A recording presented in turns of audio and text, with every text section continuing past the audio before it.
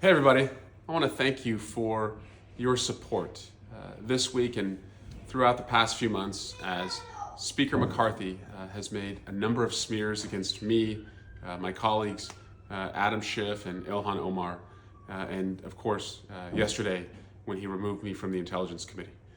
It really is a bummer. It pains me to leave a committee that I've been on for 8 years, where I've worked with professionals in the intelligence community to make sure that our national security is of utmost importance, but also has oversight.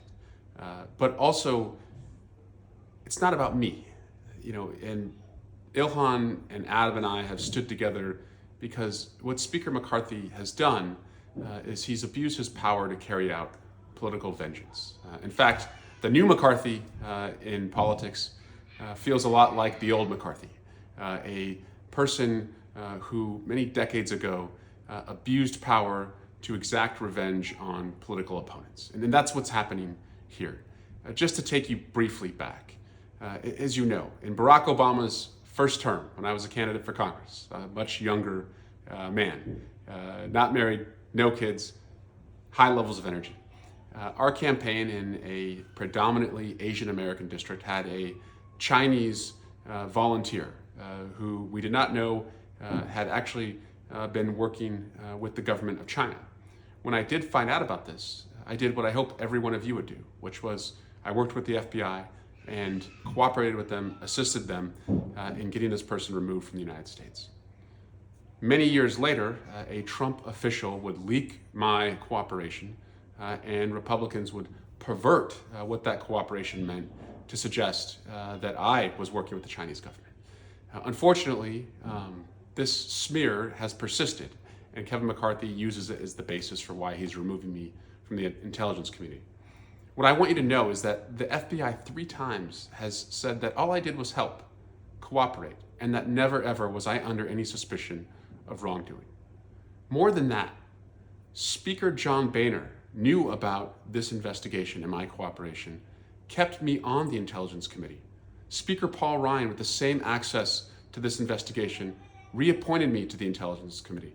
Devin Nunes, someone I've clashed with so many times in Congress, also knew about my cooperation, never raised any alerts about my being on the Intelligence Committee.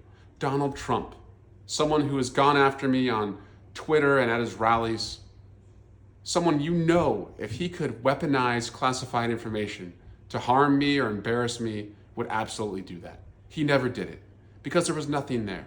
But Kevin McCarthy has always perceived me as an effective voice against Trumpism, against corruption, against a MAGA nation and what it does to America. And so he is picking 3 individuals to take them off the playing field of democracy. I'm going to be okay. Your support means the world to me and my family, especially as these smears from Speaker McCarthy lead to more and more death threats that are aimed our way. And especially after we tell Speaker McCarthy that his smears are leading to death threats, he persists.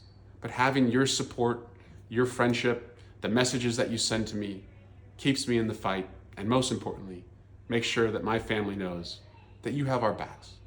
I also want to tell you that it's not lost on me that the day that Kevin McCarthy removed me from the Intelligence Committee is the same day that George Santos admitted that he defrauded the Federal Elections Commission in his campaign finance reports. We don't know anything about George Santos except that he's a Republican and now that he has 2 committee assignments. It's also just too rich that as Adam Schiff and I come off the Intelligence Committee, Marjorie Taylor Greene, somebody who cheered on the insurrection on January 6th, someone who's gone to the DC jail to visit insurrectionists, has been put on the Homeland Security Committee. McCarthy's move is nothing but political vengeance, carrying out and fulfilling a corrupt bargain he's made to become Speaker, which means putting insurrectionists on committees that were supposed to investigate the insurrection. But with your support, I want you to know I'm not going away. I'm not going to be quiet. Kevin McCarthy is probably going to regret giving me more time on my hands because with your help, we're going to make sure that this is the shortest Republican majority in the history of Congress. We're going to win the House in 2024. We're going to beat any Republican who has stood with McCarthy to strike this corrupt bargain. So thank you for all your support. We're not going to dwell on what he's done. We're going to get to work, and I'm ready to work.